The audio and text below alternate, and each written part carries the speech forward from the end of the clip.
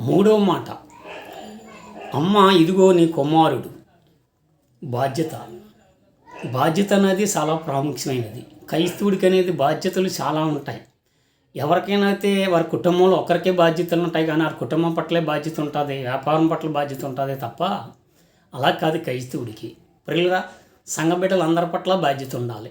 మన కుటుంబం పట్ల బాధ్యత ఉండాలి, మన భార్య పట్ల బాధ్యత ఉండాలి, బయట సంఘంలో బాధ్యత ఉండాలి, పరిసరలో బాధ్యత ఉండాలి, ప్రార్థనలో బాధ్యత ఉండాలి, అన్ని విషయాల్లోని బాధ్యత కలిగి ఉండాలి. బాధ్యత లేకపోతే దేవుడికి ఇష్టమైన మార్గంలో మనం నడవలేం.